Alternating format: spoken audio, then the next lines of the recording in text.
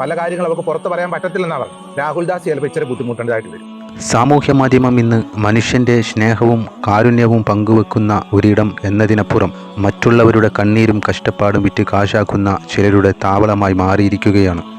വ്യൂസിന് വേണ്ടിയും ലൈക്കുകൾക്ക് വേണ്ടിയും എന്തും ചെയ്യാൻ മടിക്കാത്ത ചില ആളുകളുടെ ഈ പ്രവൃത്തിയെക്കുറിച്ച് പറയാതിരിക്കാൻ കഴിയില്ല. നമ്മളൊക്കെ മാധ്യമങ്ങളിലൂടെ കണ്ടുകൊണ്ടിരിക്കുന്ന ഒന്നാണ് ക്യാൻസർ എന്ന മാരക രോഗത്തോട് പൊരുതുന്ന രേണു സുധി എന്ന പെൺകുട്ടിയുടെ ജീവിതം.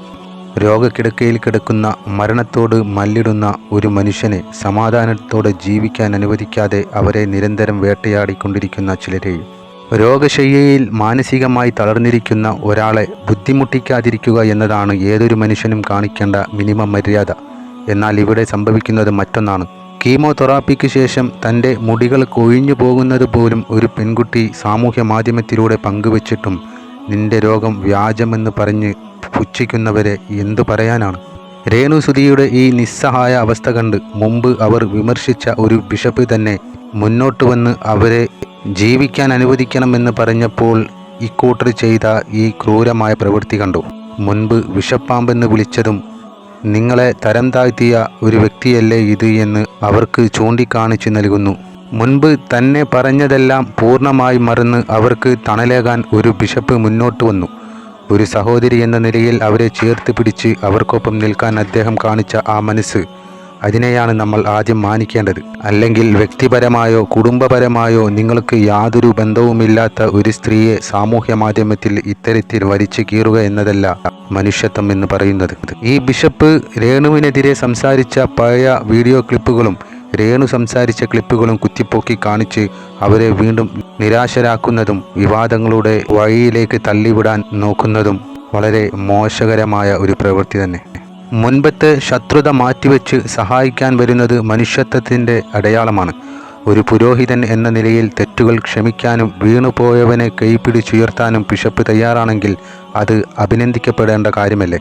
അതിനെയാണ് ഇവർ തരം താഴ്ന്ന രീതിയിൽ ചിത്രീകരിക്കുന്നത്. ഞാൻ ചോദിക്കട്ടെ, എന്തിനു വേണ്ടിയാണ് നിങ്ങൾ ഈ പഴയ കാര്യങ്ങൾ കുത്തിപ്പൊക്കുന്നത്? ആ യുവതിയെയും അവരെ സഹായിക്കാനെത്തിയ മനുഷ്യനെയും പരസ്യമായി അപമാനിച്ച് മാനസികമായി തളർത്തുന്നത് കൊണ്ട് നിങ്ങൾക്ക് എന്താണ് കിട്ടുന്നത്? തൻ്റെ അമ്മ ചെയ്ത സബ്സ്ക്രിപ്ഷൻ വീഡിയോകളാണ് തന്നെ അമ്മയിൽ നിന്നും അകറ്റിയത് എന്ന് കിച്ചു പറഞ്ഞ് കിച്ചു ആണ് ആദ്യം വീഡിയോ ചെയ്തത്.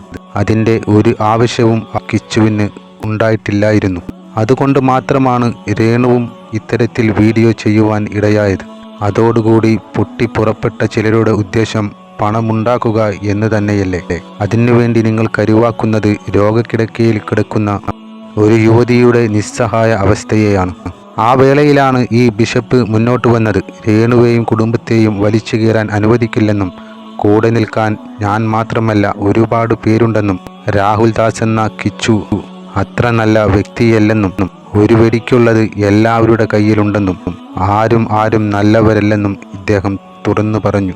തങ്ങൾ ഒരു സ്ത്രീ വിരോധിയല്ല എന്ന് പറയുന്നവർ തന്നെ ഒരു സ്ത്രീയെ, അതും ക്യാൻസർ ബാധിച്ച് കിടക്കുന്ന ഒരു സ്ത്രീയെ സൈബർ ഇടങ്ങളിൽ വലിച്ചു കീറി ചർച്ചയ്ക്ക് വെക്കുകയാണ്.